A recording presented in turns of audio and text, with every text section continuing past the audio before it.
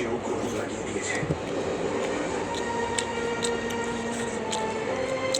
যখন জাগবি তখন সকাল, আর তনু হলো তোর জীবনের সেই সকাল যখন তুই অন্ধকারে ডুবে গিয়েছিলি। ওপরওয়ালা তোকে পথ দেখিয়েছেন।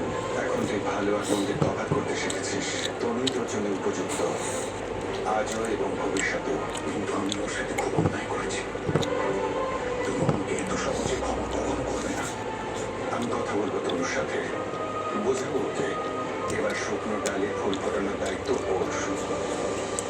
তনু চলে গেল, তনুর পেছন পেছন বীরও এখান থেকে চলে গেল।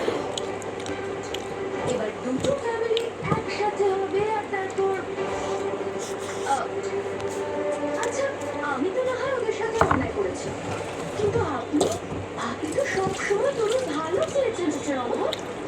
আপনি তনুকে নিজের বাড়িতে রাখলেন,